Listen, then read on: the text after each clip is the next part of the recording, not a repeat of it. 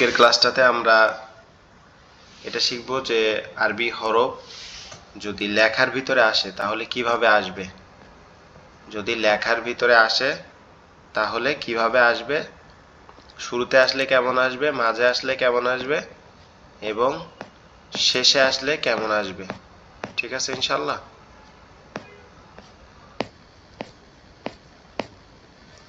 এটা শেখাটা আমাদের জন্য খুবই গুরুত্বপূর্ণ, কারণ আমরা দেখা যায় অক্ষর চিনলাম, তার অক্ষর মানে ফুল সাইজ অবস্থায়, কিন্তু অক্ষরের যে মাঝে আসলে অক্ষরটা কেমন হবে, শেষে আসলে কেমন হবে সেটা কি করলাম আমরা শিখলাম না, তাহলে এটা আমাদের কোনো কাজে আসবে না।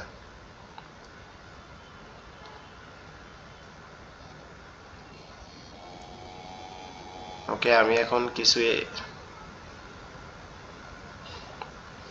লিখবো, লিখে আপনাদেরকে বুঝাই দিব যে কোন অক্ষরটা শুরুতে আসলে কেমন হবে, শেষে আসলে কেমন হবে এবং মাঝে আসলে কেমন হবে।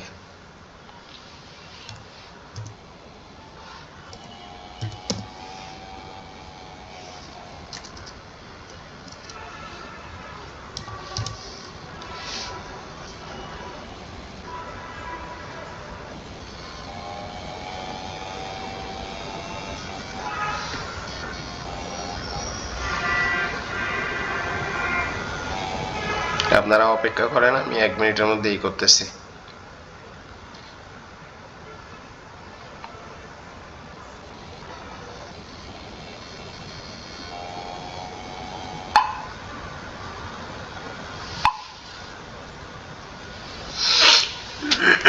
ওকে, ওটা লোডিং নিতে থাক, আমরা তার এর মধ্যে আমাদের পড়াগুলো পড়তে থাকি।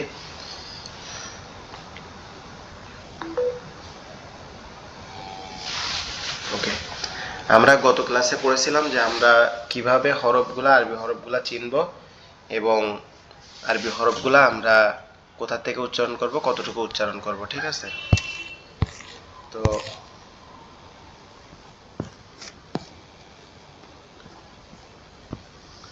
আজকেও আমরা কি করব, আজকে আমরা এটা শিখব যে কিভাবে আমরা অক্ষরগুলা যদি মাঝে আসে অথবা শেষে আসে তাহলে আমরা কিভাবে শিখব। ঠিক আছে, হোয়াইট বোর্ড বের করতে চেয়েছিলাম কিন্তু এখন হচ্ছে না, আপাতত এখান দিয়েই কাজ চালাই। ওকে, আরবি হরফ, ধরেন আলিফ যে হরফটা আছে এটা অপরিবর্তিত, অর্থাৎ এটা শুরুতে আসলেও যেমন থাকে, শেষে আসলেও তেমনই থাকে এবং মাঝে আসলে একই রকম থাকে, এটার কোনো পরিবর্তন হয় না। এটা শুরুতে, শেষে এবং মাঝে একই রকম থাকে, এটার কোনো কি হয় না, পরিবর্তন হয় না।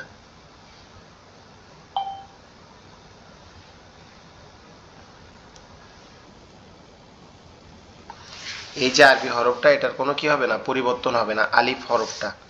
ঠিক আছে, এটা যদি শুরুতে আসে এরকম ঠিক এরকম ভাবে আসবে, আবার যদি লেখার শুরুতে আসে এরকম ভাবে আসবে। আর লেখার শুরুতে আলিফ কখনো কোনো অক্ষরের সাথে লেগে থাকে না। ঠিক আছে, তার মানে আলিফ অক্ষরের পরে অন্য কোনো অক্ষর আলিফের সাথে লেগে থাকবে না।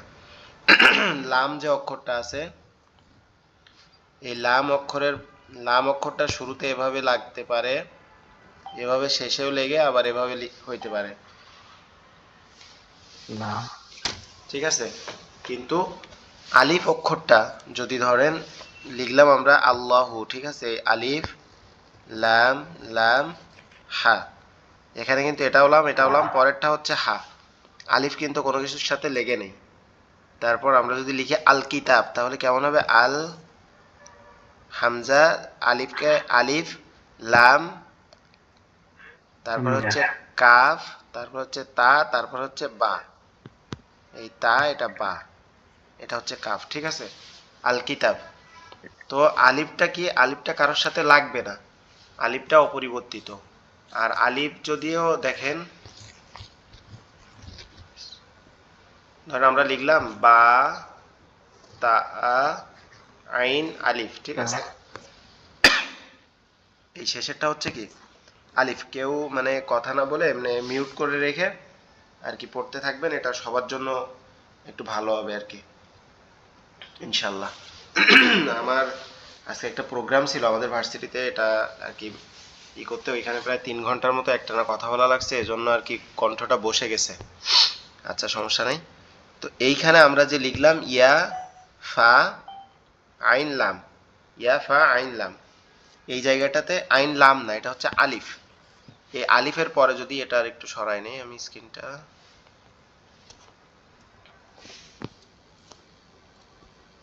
আচ্ছা এটা মুছে দেই,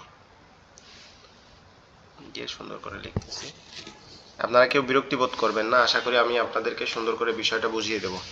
আমরা লিখলাম ইয়া আইন বা লা আলিফ, ঠিক আছে। আলিফের পরে যদি আমরা আবার লিখতে চাই যে নুন, তাহলে এটা কি হবে, অ্যাড হবে না। কিন্তু আমরা যদি এই লাম লিখতাম, ইয়া আইন নুন, আচ্ছা আমরা যদি এই সেম লেখাটা ইয়া আইন তা লাম নুন, এটা হচ্ছে কি, এটা হচ্ছে এই লাম, আর এখানে যেটা আছে এটা হচ্ছে কি আলিফ। তো লামের পরে অন্য অন্য অক্ষরগুলো কি হবে, লাগতে পারবে, মানে লেগে থাকবে। কিন্তু আলিফের পরে তার সাথে কোনো অক্ষর লাগবে না, আলিফের পরে তার সাথে কোনো অক্ষর আর জয়েন হবে না। আলিফ আলিফের মতো থেকে যাবে, আলিফের পরে কোনো অক্ষর আর জয়েন হবে না, ওটা একসাথে ওইভাবেই থেকে যাবে। ঠিক আছে, বুঝতে পারছেন? তো আমরা আলিফটা শিখলাম, এরপরে বা কেমন আসে, মানে আমরা এটা শিখতেছি কি যে অক্ষরটা লেখার শুরুতে, লেখার শেষে এবং লেখার মাঝে কিভাবে আসে, এটা যাতে আমরা বুঝতে পারি সেটা আজকে আমাদের এই ক্লাসে শিখতেছি। বা পূর্ণাঙ্গ অবস্থায় এরকম আসে বা, ঠিক আছে। বা যদি লেখার শুরুতে আসে তাহলে এরকম ভাবে আসে, লেখার মাঝে আসলে এরকম ভাবে আসে, আর লেখার শেষে আসলে এরকম পূর্ণাঙ্গ অবস্থায় আসে। এটা বা, এটাও বা, এটাও বা, ঠিক আছে। আপনারা দেখতে পাচ্ছেন? আপনারা কি সকলে জি দেখতে পাচ্ছি। জি ওকে, ওকে আর কারো বলা লাগবে না, যেহেতু একজন বলছেন।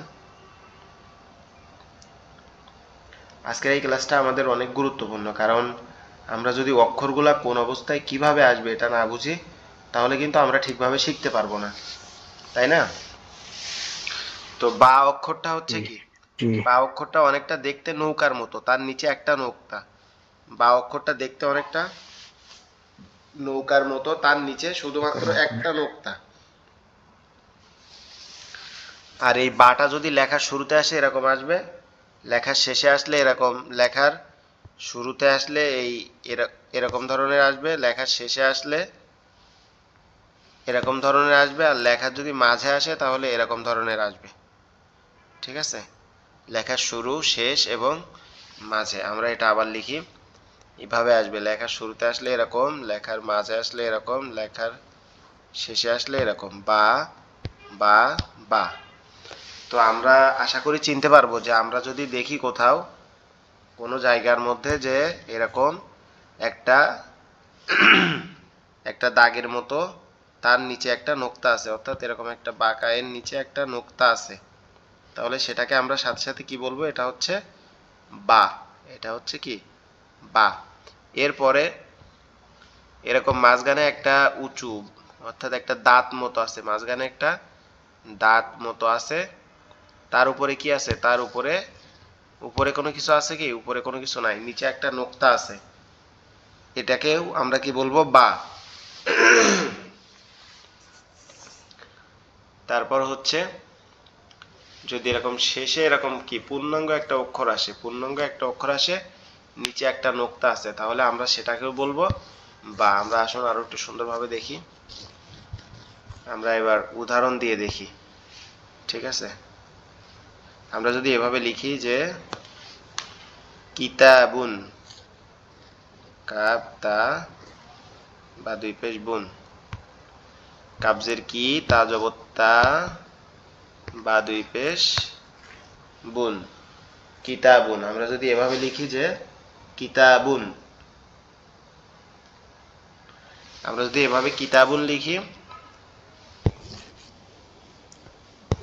একটু বেশি মোটা হয়ে গেছে লেখাটা, চিকন করে লিখি। আমরা যদি এভাবে লিখি যে কি তা বুন, এই যে শুরুতে আমরা যেটা দেখতে পাচ্ছি এটা হচ্ছে কাফ, আর মাঝেরটা হচ্ছে তা, পরেরটা হচ্ছে বা, এগুলা বোঝাচ্ছি আপনাদের। কিতাবুন বাইতুন, বা ইয়া তা দুই পেশ তুন, বাইতুন। তাহলে আমরা যদি এরকম শুরুতে আসে, কোনো আমাদের বাক্যের শুরুতে আসে, তাহলে সেটা কি হবে, এরকম একটা দাগের নিচে যদি আসে তাহলে সেটা হবে বা। আবার যদি এরকম লেখার শেষে এরকম পূর্ণাঙ্গ আসে সেটা হবে কি, বা। আবার যদি আমরা খেয়াল করি যে বায়ের মতো, হুবহু বায়ের মতো, শুধু যদি উপরে দুইটা নোক্তা থাকে, হুবহু বায়ের মতো শুধু যদি উপরে দুইটা নোক্তা থাকে, তাহলে এরকম যদি দুইটা নোক্তা থাকে, এমন যদি দুইটা নোক্তা থাকে, এমন যদি দুইটা নোক্তা থাকে, তাহলে সেটা কি হয়ে যাবে, সেটা হবে তা, সেটা হবে তা, অর্থাৎ বা তা থা। এর মূল শেপটা হচ্ছে একই রকম, শেপ মানে কি আকৃতি, শুধু চেঞ্জটা কোথায়, চেঞ্জটা হচ্ছে হরকতের নোক্তার জায়গায় গিয়ে, চেঞ্জটা হচ্ছে নোক্তার জায়গায় গিয়ে। বার ক্ষেত্রে দুইটা নোক্তা হবে, বার ক্ষেত্রে না, তার ক্ষেত্রে দুইটা নোক্তা হবে, বার ক্ষেত্রে হবে শুধুমাত্র একটা নোক্তা। বার ক্ষেত্রে হবে শুধু একটা নোক্তা, তার ক্ষেত্রে হবে কি দুইটা নোক্তা, তার ক্ষেত্রে হবে দুইটা নোক্তা। এরকম তা যদি শুরুতে আসে লেখার এরকম ভাবে আসবে, যদি মাঝে আসে, যদি মাঝে আসে তাহলে এরকম ভাবে আসবে, যদি সর্বশেষে আসে তাহলে এরকম পূর্ণাঙ্গ অবস্থায় আসবে। ঠিক আছে, তাহলে সরি এটা তো তা দিয়ে ফেলছি, এটা হবে হচ্ছে বা, বা, বা, বা। তাহলে আমরা শিখলাম তা এবং বা যদি লেখার শুরুতে আসলে কেমন হবে, শেষে আসলে কেমন হবে, এবং মাঝে আসলে কেমন হবে। এরপরে আমরা এই বা এর যে চ্যাপ্টারটা, আশা করি বাটা কিভাবে মাঝে আসবে, শেষে আসবে বা শুরুতে আসবে এটা আপনারা বুঝতে পারছেন। তো আমরা যে তাটা পড়লাম, এই তায়ের আবার দুইটা নিয়ম আছে, যেমন আল ফাতিমাতু, ঠিক আছে, ফাতিমাতুন, ফা তি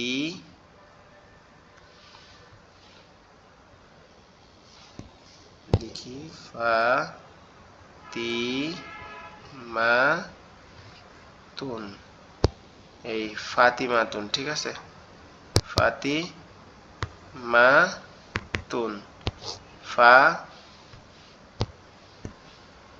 ফা জবর ফা, তা যে তি, ফাতি, মিম জবর মা, তা দুই পেশ তুন, ফাতিমাতুন।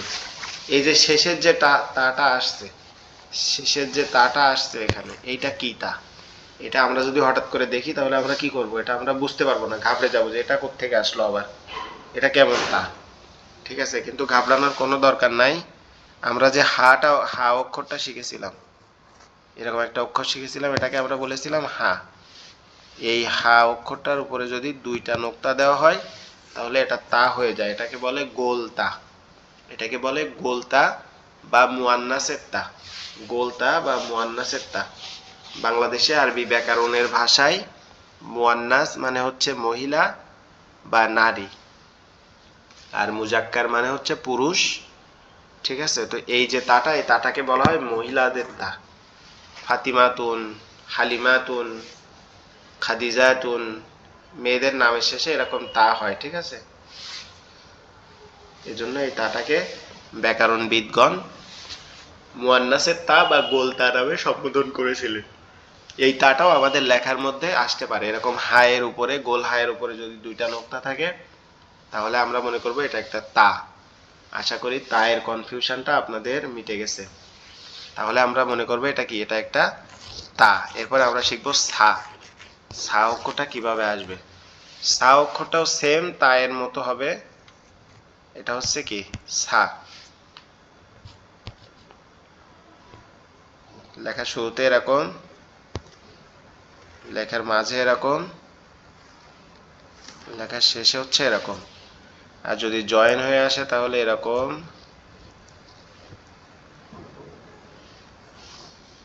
আচ্ছা, এখানে দেখেন একাধিক সা দিয়েছি আমি, একটা সা, একটা সা, এটা ধরেন আইন দিলাম বা ফা দিলাম, এখানে একটা সা দিলাম, এখানে একটা সা দিলাম, এটা একটা সা,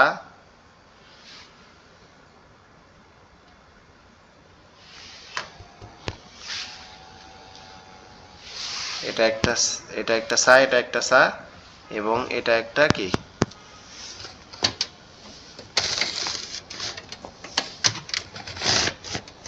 এবং এটাও একটা সা। তাহলে এখানে আমরা কি সাটা দেখলাম যে সাটা শুরুতে কিভাবে আসবে, মাঝে কিভাবে আসবে, এবং শেষে কিভাবে আসবে। তারপরে আমরা লিখলাম যে একটা সা, এখানে একটা সা, এখানে একটা সা, এখানে একটা সা। আশা করি আপনারা মানে সা যে মাঝখানে আসলে কেমন হবে, শেষে আসলে কেমন হবে, শুরুতে আসলে কেমন হবে, ঠিক আছে।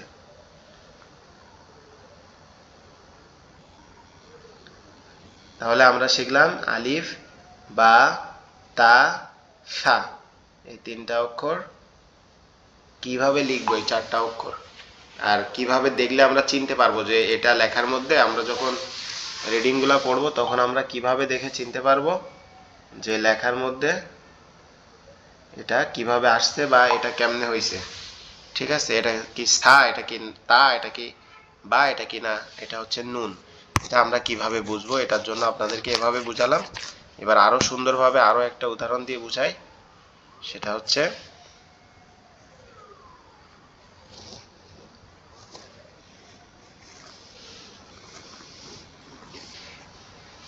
ওকে, এটা হচ্ছে কি তা, এটা হচ্ছে বা, এটা হচ্ছে সা, এটা হচ্ছে ইয়া, এটা হচ্ছে তা, আর এটা হচ্ছে বা। তাহলে আমরা যদি দেখি যে এরকম দুইটা নোক্তা আছে, প্রথমে যেটা দেখছি আমরা, যে যদি দেখি এরকম দুইটা নোক্তা আছে, তাহলে সেটা হচ্ছে তা, এক দাগের উপরে। যদি দেখি এক দাগের উপরে, এক দাগের নিচে একটা নোক্তা আছে, তাহলে সেটা হচ্ছে বা। যদি দেখি এক দাগের উপরে তিনটা অক্ষর আছে, তাহলে সেটা হচ্ছে সা। যদি দেখি এক দাগের নিচে দুইটা নোক্তা আছে, তাহলে সেটা হচ্ছে ইয়া।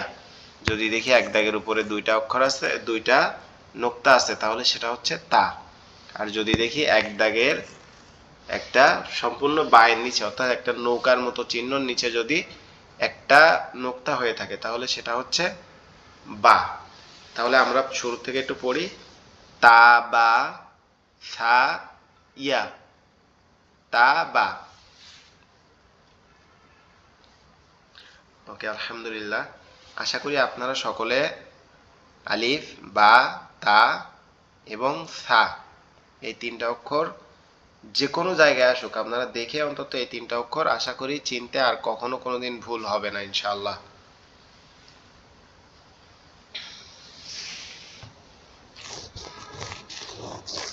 আচ্ছা, আপনারা একটু জানান যে মানে আপনারা কি এই বিষয়টা বুঝতে পারছেন, এই এই তিনটা চারটা অক্ষর? জি জি বুঝতে পারছি। জি, আলহামদুলিল্লাহ বুঝতে পারছি।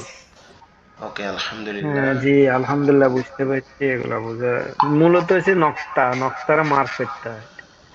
জি, এখানে শুধুমাত্র নোক্তার মারপ্যাচ, নক- নোক্তা ব্যতীত এখানে আর কোনো প্রবলেম নাই। তো এটা আপনাদের মুখস্থ করারও ন- দরকার নাই, নক- বেশি বেশি প্রেসারও নেওয়ার দরকার নাই।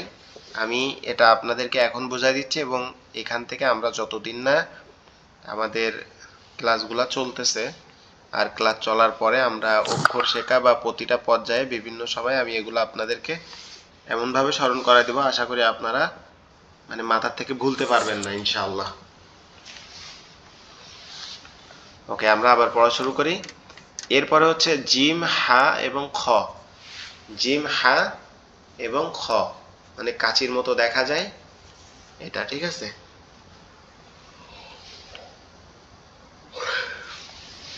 তো আমরা প্রথমে জিম দিয়ে শুরু করি। জিম অক্ষরটা বইয়ের মধ্যে অনেকটা এরকম, আর এর পেটের ভিতরে একটা নোক্তা আছে, এটাকে বলা হয় জিম, ঠিক আছে। এটা যদি লেখার শুরুতে আসে তাহলে এরকম ভাবে আসবে, যদি লেখার মাঝে আসে তাহলে এরকম ভাবে আসবে, যদি লেখার সর্বশেষ শেষে আসে তাহলে এরকম ভাবে নেমে এরকম একটা ফোঁটা হবে। এটাও জিম, এটাও জিম, এটাও জিম। এটা হচ্ছে শুরুতে, এটা হচ্ছে মাঝে আসলে এরকম হবে, আর এটা হচ্ছে সর্বশেষ।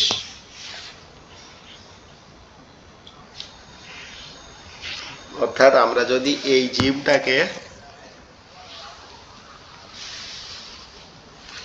মিলিয়ে লিখি বা কোনো বাক্যে প্রকাশ করতে চাই, তাহলে আমাদেরকে এইভাবে প্রকাশ করতে হবে, ঠিক আছে? আমরা যদি মিলিয়ে লিখি বা কোনো বাক্যে প্রকাশ করতে চাই, তাহলে আমাদেরকে একটু কষ্ট করে এভাবে মিলিয়ে লিখতে হবে। যেমন আমরা যদি লিখি হাজ্জুন, ঠিক আছে? আমরা যদি লিখি হাজ্জুন, এই হচ্ছে হা আর এই হচ্ছে জিম। হাজ্জুন মানে কি? হজ। হাজ্জুন মানে হজ। তো আমরা তাহলে জিমটাকে কতভাবে লিখতে পারি? জিমটা যদি অফিসের শুরুতে বা বাক্যের শুরুতে আসে এরকম ভাবে হবে,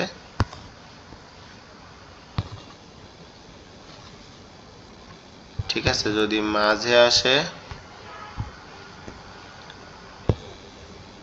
সেক্ষেত্রে এরকম হবে, যদি শেষে আসে তাহলে সেক্ষেত্রে এটা একটু সুন্দর করে দিতে হবে। এটাও জিম, এটাও জিম, জিম জিম জিম। তো আশা করি এই তিনটা ভাবে আমাদের লেখার মধ্যে, অর্থাৎ আমরা এর পরবর্তীতে যে পড়াগুলো পড়বো অ্যাডভান্স লেভেলের পড়া, ওই পড়াগুলোতে এই তিনটার যে কোনো একটা অবস্থা আসবে। যদি লেখার মাঝখানে আসে তাহলে এরকম ভাবে আসবে, আর যদি শেষে আসে এরকম ভাবে আসবে, যদি শুরুতে আসে এরকম ভাবে আসবে। আশা করি জিমটা আমরা বুঝতে পারছি। আমরা এবার হাটা লিখবো। জিম এবং হার মধ্যে কোনো কি নাই, পার্থক্য নাই, শুধু একটা নোক্তার পার্থক্য।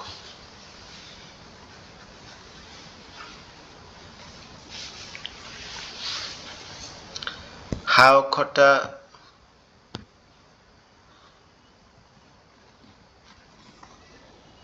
এটা হচ্ছে কি হা। আরবি অক্ষরগুলোর মধ্যে এটা একটা অক্ষর, এর নাম হচ্ছে হা। হা অক্ষরটা যদি বাক্যের শুরুতে আসে তাহলে এরকম ভাবে আসবে, যদি বাক্যের মাঝে আসে তাও এরকম ভাবে আসবে, আর যদি বাক্যের শেষে আসে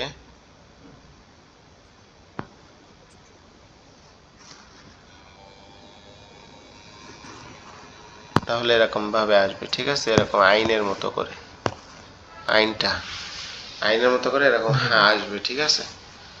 তাহলে শুরুতে আসলে কেমন, শেষে আসলে কেমন, এবং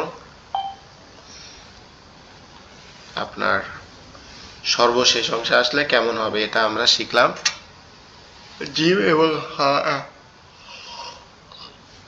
জিম এবং হা হরফে। এরপরে আমরা শিখি খ, খ হরফটা। হুজুর লাস্টে যে লিখলেন এটার পেটে আবার নোকটা কেন আসলো? লাস্টের অক্ষরটা নোক্তা দিয়ে ফেলছি। জি, আচ্ছা দুঃখিত, আমি তাহলে ওটা ভাবলাম যে না, ওটা নোক্তা হবে না, আমি এটা ঠিক আবার আছে। দেখাই দিচ্ছি হাটা। আচ্ছা কাইন্ডলি আপনারা একটু অপেক্ষা করেন, আমি আবার দেখাচ্ছি। এটা হাটা হচ্ছে কেমন হবে, লেখার শুরুতে আসলে এরকম ভাবে হবে, লেখার মাঝের মধ্যে আসলে এরকম সেম হবে, লেখার শেষে আসলে এরকম যাবে গিয়ে এরকম ভাবে আসবে, ঠিক আছে?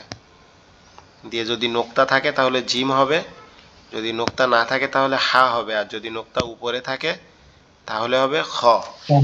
তাহলে খ হবে কি খ খ।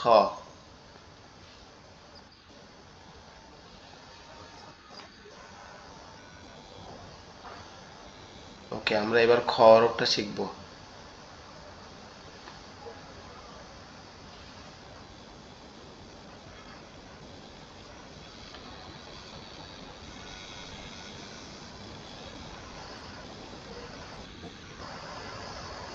ওকে, এক মিনিট। আমরা এখন তাহলে আমরা কি লিখলাম, যদি এরকম উপরে একটা নোক্তা আসে তাহলে খ, উপরে একটা নোক্তা আসলে খ। এখানে আমরা উপরে একটা নোক্তা দিলে এটা কি হয়ে গেল, খ। খ শুরুতে আসলে এরকম হবে, এরকম, মাঝে আসলেও এরকম হবে, এবং সর্বশেষ শেষে আসলেও কি হবে, পূর্ণ রূপ হবে। সর্বশেষ যদি শেষে আসে তখন তার কি হবে? পরিপূর্ণ রূপ হবে। তাহলে খ যদি শুরুতে আসে তাহলে এরকম হবে সুন্দরভাবে, যদি মাঝে আসে তাহলে এরকম হবে, আর যদি সর্বশেষ আসে তাহলে সেটা এরকম বড় আকারে হবে। ঠিক আছে? জি, এবার আমরা আসি এদের তিনটার উচ্চারণ কিভাবে হবে। আমরা আসি এবার তিনটা, এদের উচ্চারণগুলা কিভাবে হবে। প্রথম আসি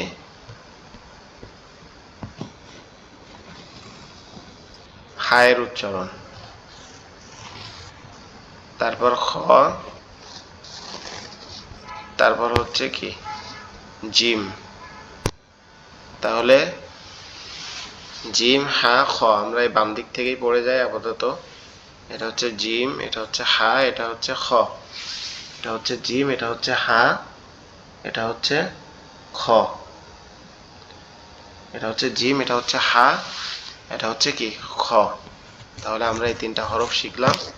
এখন আমরা শিখবো একটা একটা করে উচ্চারণ। ঠিক আছে? জিমের আমরা গতকালকে উচ্চারণ পড়েছিলাম, আজকে জাস্ট রিভিশন দেব। এই যে জিম অক্ষরটা দেখতে পাচ্ছেন, এটা কোথা থেকে উচ্চারণ হবে বলেছিলাম? এটা হচ্ছে আমাদের কণ্ঠনালীর শেষ ভাগ হইতে। ঠিক আছে? কণ্ঠনালীর শেষ ভাগ হইতে জিম,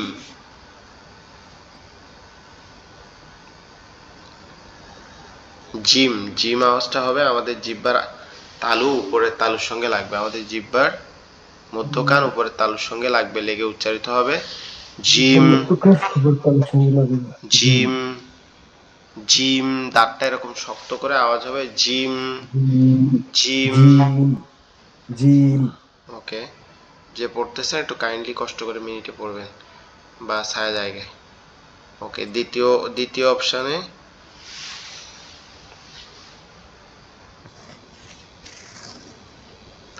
হা,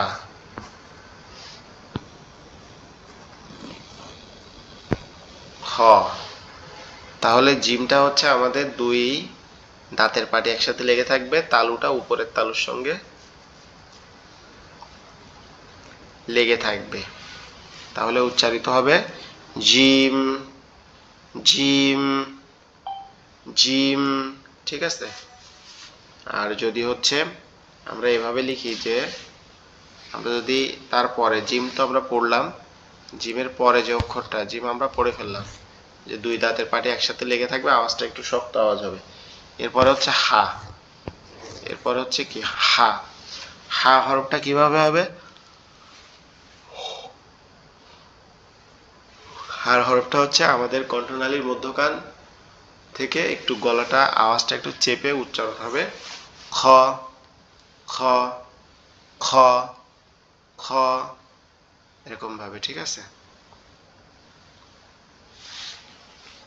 তাহলে আমরা প্রথমে লিখলাম আলিফ বা তা সা, এরপরে লিখলাম জিম হা খ, জিম হা এবং খ।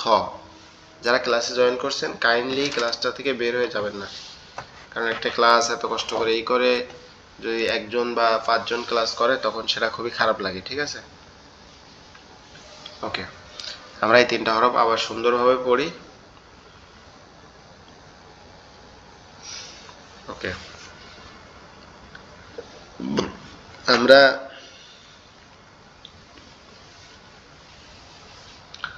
আজকে যে তিনটা মানে আগে যে হরফগুলো শিখছি এবং এই তিনটা হরফের মাখরাজ শিখছি, এর মধ্যে একটা হচ্ছে কি হা। এই হা হরফের মাখরাজটা আমাদের কণ্ঠনালীর মধ্যখান থেকে উচ্চারিত হবে। ঠিক আছে?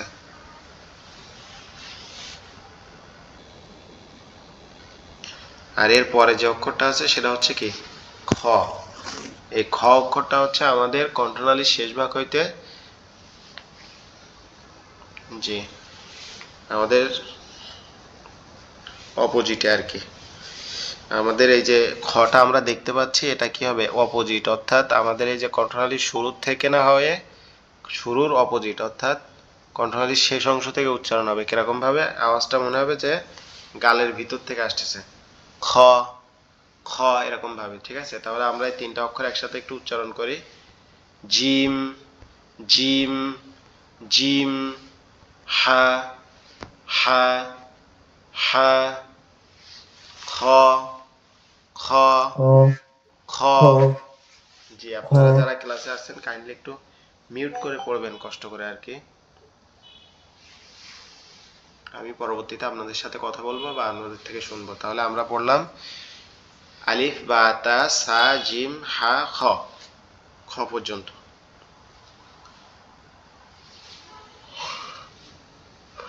তারপরে আমাদের অক্ষর যেগুলো আছে সেগুলো হচ্ছে দাল জাল র জা, দাল জাল র জা। এটা হচ্ছে কি, এটা হচ্ছে দাল, এটা হচ্ছে জাল, এটা হচ্ছে র, এটা হচ্ছে ঝা। এই দাল, এটা দাল, এটা র, এটা ঝা।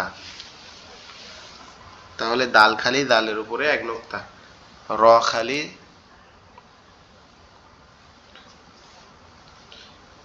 খালি ঝার উপরে এক নোক্তা।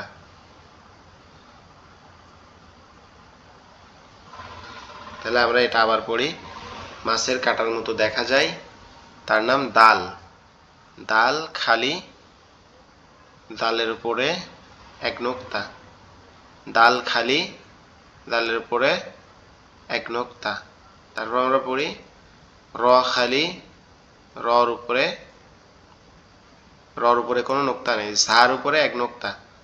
তাহলে আমরা দেখলাম যে দাল এবং ঝা এই দুটার উপরে কি নাই, কোনো নোক্তা নাই, কিন্তু জাল এবং রর ভিতরে ভালোই একটা সম্পর্ক আছে এই দুটার মধ্যে, এই র এবং ঝার মধ্যে। সেটা হচ্ছে কি, দুইটা সেম দেখতে, শুধু একটা জায়গায় চেঞ্জ, সেটা হচ্ছে কি একটা নোক্তা। তো আমরা পড়ার সময় এই নোক্তাটাকে আমাদের খুবই গুরুত্বপূর্ণ সহকারে কি মনে রাখতে হবে। তাহলে আমরা আজকে আরবির বিষয়ে আলোচনা করলাম যে আমরা ঘর দেখছি, ঘর পাইছি এরকম এরকম, ঠিক আছে? তো তাহলে আমরা শিখলাম দাল জাল, দাল, জাল, এই র, এই ঝা।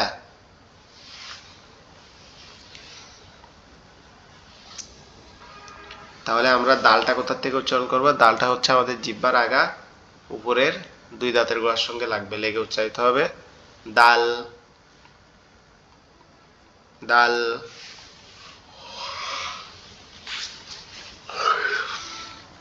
এরপরে জাল হচ্ছে আমাদের জিহ্বার আগা সামনের উপরের দুই দাঁতের আগার সঙ্গে লাগবে, লেগে উচ্চারিত হবে জাল, জাল। এর পরের অক্ষর হচ্ছে কি র, এর পরের অক্ষর হচ্ছে র। র অক্ষরটা আমাদের জিহ্বার আগার উল্টা পিঠ উপরে তালুর সঙ্গে লাগবে, লেগে উচ্চারিত হবে র, র, র, র।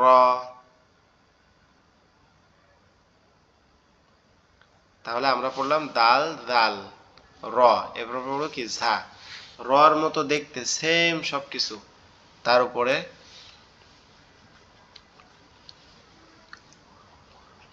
একটা নোক্তা শুধুমাত্র।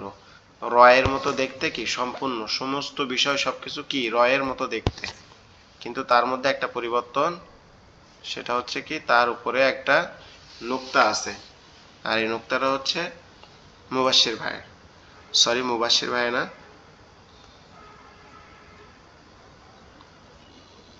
আচ্ছা এখানে একটা উদাহরণ দিতে গিয়ে আমি একটা ভুল কথা বলে ফেলেছি, এটা আমি সরি এজন্য। এই যে র অক্ষর এবং ঝা অক্ষরটা আমি আর একটু সুন্দরভাবে বুঝাই। দাল অক্ষর এবং জাল অক্ষরটা তো আমরা সহজেই বুঝছি, কারণ এটা মাছের কাঁটার মতো দেখতে, অনেকটা মাছের কাঁটার মতো দেখতে। যদি কোনো নোক্তা না থাকে তার নাম দাল, আর যদি মাছের কাঁটার মতো দেখতে উপরে একটা নোক্তা থাকে তাহলে তার নাম হচ্ছে জাল। তো আমরা র ঝটা আরো একটু ভালো করে শিখবো, একটু কাজ আছে। এই যে র অক্ষরটা আমরা দেখতে পাচ্ছি, এটা ঝা থেকে একটু লম্বা, র অক্ষরটা ঝা থেকে একটু লম্বা। আবার ঝা অক্ষরটা সেম র এর মতো, কিন্তু উপরে একটা নোক্তা।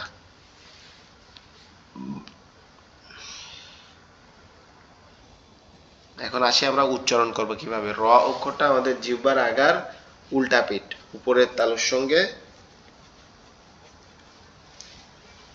লাগায়া। র অক্ষরটা কি হবে? উচ্চারিত হবে হচ্ছে আমাদের জিহ্বার আগাটা উপরের, জিহ্বার আগার উল্টা পিঠটা উপরের তালুর সঙ্গে লাগবে, লেগে উচ্চারিত হবে র র র, এরকম ভাবে, ঠিক আছে? র র র, ঠিক আছে? আচ্ছা, এরপরে যে ঝা অক্ষরটা আছে সেটা কিভাবে উচ্চারিত হবে? ঝাটা হচ্ছে আমাদের জিহ্বার আগার সামনের উল্টা পিঠ, আমাদের জিহ্বার আগার, আমাদের জিহ্বার আগার অংশটা সামনের উপরের দুই দাঁতের আগার সঙ্গে লাগবে, লেগে উচ্চারিত হবে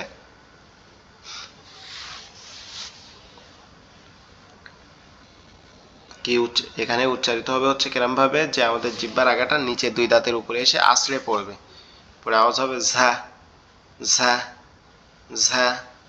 তাহলে হচ্ছে জিহ্বার আগা সামনের উপরের দুই দাঁতের মাড়ির সঙ্গে লাগায় আওয়াজ হবে কিরকম ভাবে? আওয়াজ হবে একটু ফ্যাস ফ্যাস মতো,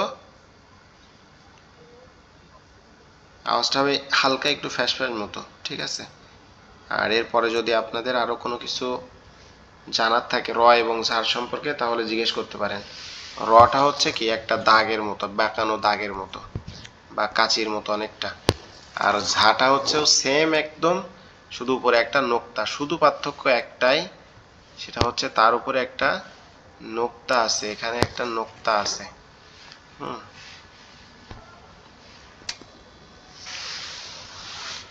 আল্লাহ পাক রব্বুল আলামিন রজা আমাদেরকে এইগুলো বোঝার তৌফিক দান করুক।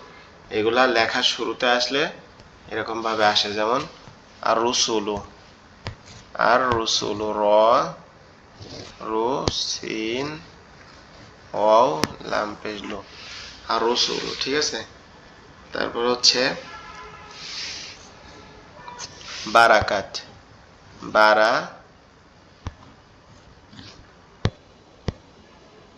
বারাকাত, ঠিক আছে? এরকম তাহলে র যদি লেখার শুরুতে আসে তাহলে এরকম ভাবে আসবে, লেখার শুরুতে আসবে না র কখনো। লেখার শুরুতে যদি আসে তাহলে এরকম একটা হামজা আসবে, হামজার পরে এরকম র আসবে, ঠিক আছে? হামজার পরে এরকম ভাবে র আসবে, তাহলে সেটা লেখার শুরুতে আসতে পারে।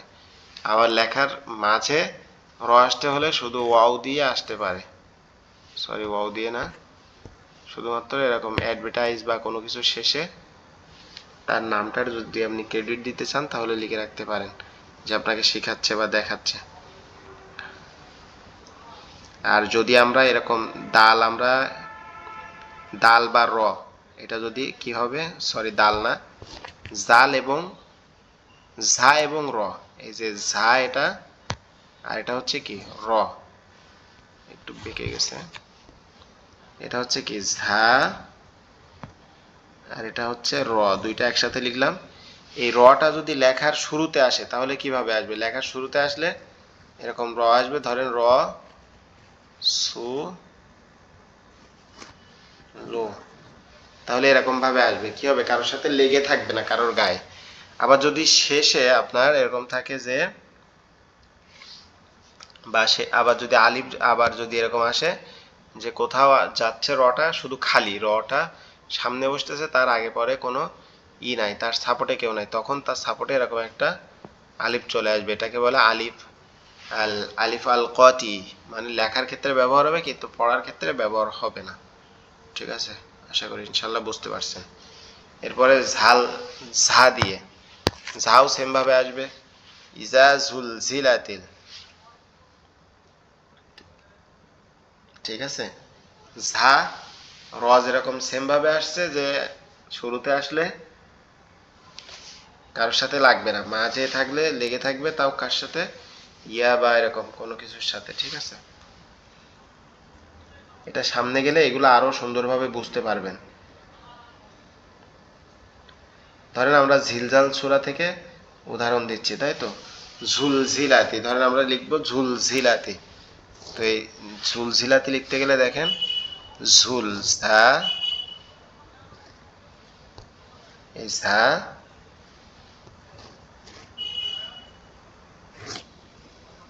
ঝু, ঝালাম পে, সেখানে এটার উপরে সাকিন হবে, ঝুল, ঝাজে ঝি, লাম জবল্লা, তাজের তি, ইদা ঝুলঝিলাতি। এখানে দেখেন ঝা দুই জায়গায় আসছে। ঝা কোথায় কোথায় আসছে? ঝা আসছে দুই জায়গায়। এখানে শুরুতে একটা আসছে। শুরুতে যেটা আসছে এটা কিন্তু কারোর সাথে লাগে না। শুরুতে যেটা আসছে এটা কিন্তু কোনো অন্য কোনো হরফের সাথে কি হয় নাই, স্পর্শ হয় নাই, ঠিক আছে। কিন্তু আবার যখন মাঝে আসছে তখন এখানে একটা হরফের সাথে কি হয়েছে, একটু স্পর্শ হয়েছে, ঠিক আছে, একটু স্পর্শ হয়েছে। আশা করি র এবং ঝাটা আপনারা বুঝতে পারছেন ইনশাআল্লাহ। আর না বুঝতে পারলে আরো আপনারা যারা আমাদের ব্যাচে ভর্তি হয়েছেন টেনশন করার দরকার নেই, আমরা আরো সুন্দরভাবে পড়াই দিব। আর যারা এখনো ভর্তি হতে পারেন নাই দ্রুত ভর্তিটা কমপ্লিট করে ফেলবেন। এরপরে হচ্ছে সিন। এটা হচ্ছে কি সিন, এবং এটা হচ্ছে শিন। সিন হচ্ছে খালি, সবসময় সিন কি থাকে, খালি থাকে। আর শিনের উপরে কি থাকবে, একটা নোক্তা থাকবে। সিন থাকবে খালি, শিনের উপরে থাকবে এক নোক্তা। সিন থাকবে খালি, শিনের উপরে এক নোক্তা। নোক্তাটা ভালো বোঝা যাচ্ছে না, নোক্তাটা একটু লাল করে দিই। এরকম এরকম এরকম। শিনের উপরে এক নোক্তা থাকবে নাকি তিন নোক্তা থাকবে? কালকে যারা পড়েছিলেন একটু বলেন তো দেখি আপনাদের মনে আছে কিনা। 3 নোক্তা। জি, আমরা এই সিন এবং এই শিন এই দুটার মধ্যে পার্থক্য করব কি দিয়ে? শুধুমাত্র একটা জিনিস দিয়ে, সেটা হচ্ছে সিন নোক্তা দিয়ে। খালি, নোক্তা দিয়ে। নোক্তা আর দিয়ে। শিন হচ্ছে কি, শিনের উপরে তিনটা নোক্তা আছে, ঠিক আছে। সিনটা হচ্ছে কি খালি, জি। আর শিনের উপরে তিনটা নোক্তা আছে। তিন। আমরা শুধুমাত্র কি এটা দিয়ে আর কি খেয়াল করব। আসুন আমরা সিনটা কিভাবে লিখবো এবং শিনটা কিভাবে লিখবো এটা একটু দেখি। ধরেন আমরা প্রথমে সিন লিখতেছি। এই সিন যদি আমরা কি করতে চাই, লেখার শুরুতে লিখলে এরকম আসবে, জাস্ট এরকম তিনটা দাগ। লেখার মাঝে আসলে এরকম এরকম এরকম এরকম ভাবে আসবে, ঠিক আছে। আর যদি লেখার শেষে আসে তাহলে এরকম পূর্ণাঙ্গ একটা সিন আসবে, পূর্ণাঙ্গ একটা সিন আসবে। এখন আমরা এটা একটু অন্য শব্দ দিয়ে লিখি, যে শব্দগুলো আমরা শিখছি। এরপরে দিলাম তা, এরপরে দিলাম বা, এরপরে লিখলাম হচ্ছে হা, এরপরে লিখলাম দাল, এরপরে লিখলাম ঝা, এরপরে লিখলাম র, এরপরে আবার সিন, ঠিক আছে।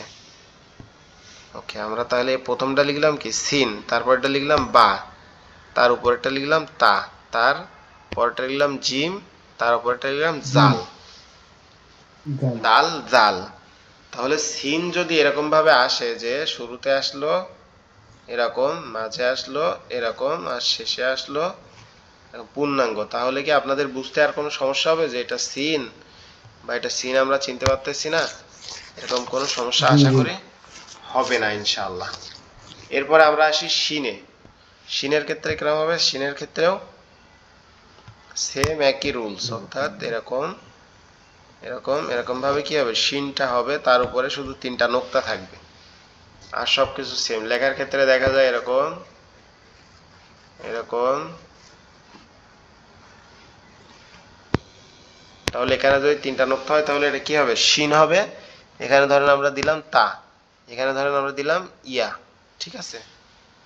এরকম ভাবে শিন শুরুতে আসলে এরকম হবে, মাঝে আসলে এরকম হবে, এবং শেষে আসলে পরিপূর্ণ হবে। এটা আপনি অবশ্যই জানেন আশা করি ইনশাআল্লাহ। আজকে আমরা তাহলে কয়টা অক্ষর শিখলাম আমরা একটু আরেকটু সামারাইজ করব।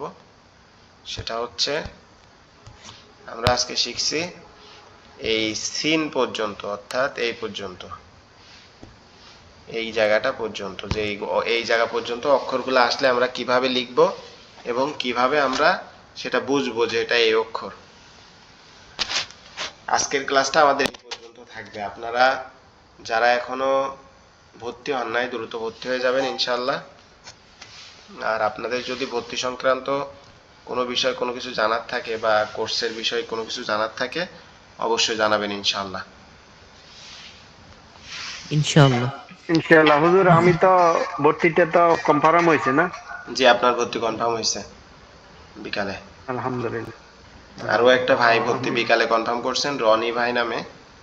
আর মানে আর ভাই ভাই হুজুর, জি শিবির আহমেদ ভর্তি কনফার্ম হয়েছে? জি জি শিবির আহমেদ ভর্তি কনফার্ম হয়েছে। আপনাদেরকে আমি কালকে দুপুরের দিকে অথবা আজকে রাত্রে একটা পার্সোনাল গ্রুপে আপনারা যারা ভর্তি কনফার্ম করেছেন, আমাদের আসলাম ভাইও ভর্তি কনফার্ম করেছেন, আমরা আরো কয়েকজন ভাই ভর্তি কনফার্ম করেছেন, আপনাদের 10 জিএমডি রনি ভাইও ভর্তি কনফার্ম করছেন।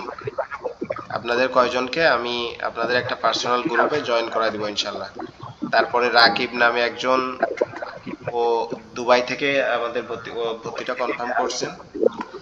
আশা করি ইনশাল্লাহ আপনারা যারা ভর্তি কনফার্ম করছেন, এই 3 মাসের এই পথ চলা আমরা একসাথে খুব সুন্দরভাবে কোরআনের এই জার্নিটা, এই দীর্ঘ পথ চলাটা চলবো ইনশাল্লাহ।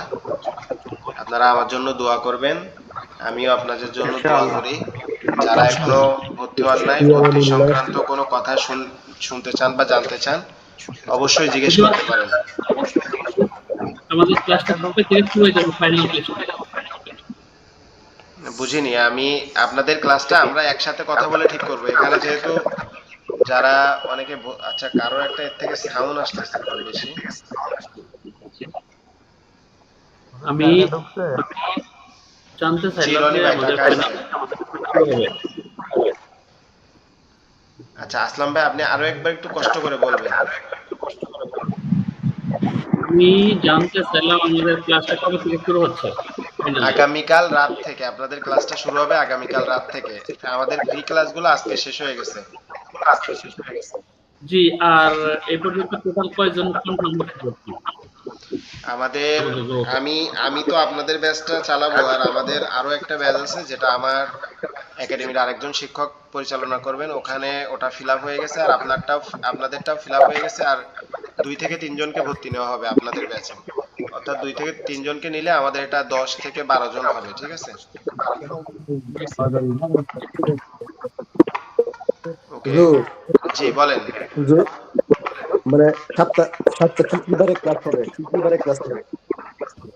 শুক্রবারে পদ্ধতি মানে সাতটার মধ্যে কয়দিন ক্লাস হবে? কি বারে ক্লাস হবে? সপ্তাহের মধ্যে 4 দিন ক্লাস হবে। আমার একাডেমির রুলস অনুযায়ী আমরা হচ্ছে শনি সোম বুধ বৃহস্পতি এই 4 দিনে ক্লাস নিয়ে থাকি।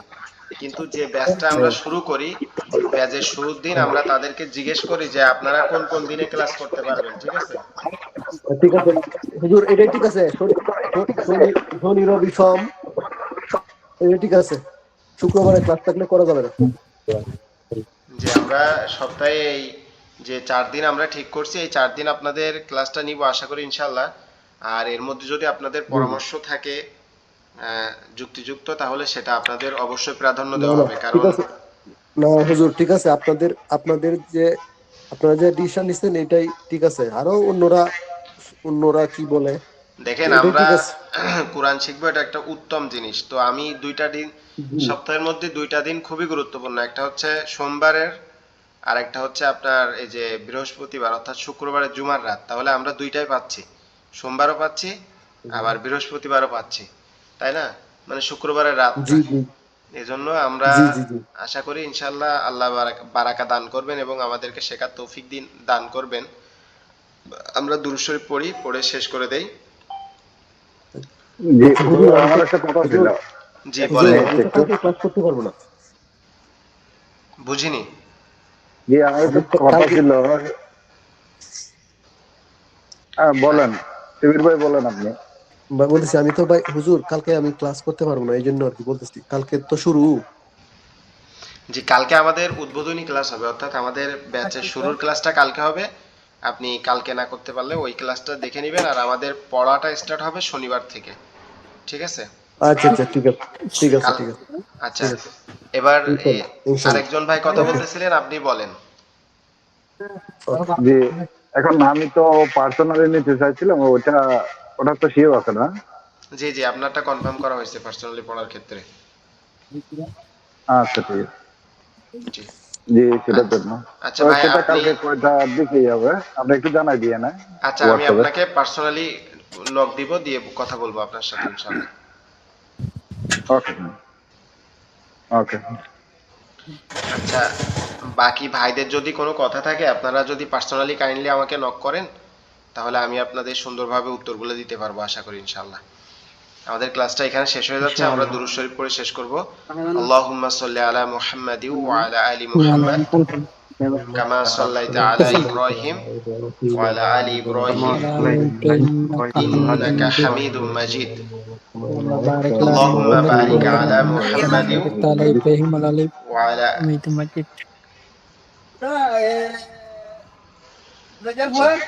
আশা আশা করি আপনারা সকলে ভালো থাকবেন, সাবধানে থাকবেন, দোয়া করবেন। আসসালামু আলাইকুম ওয়া রাহমাতুল্লাহ।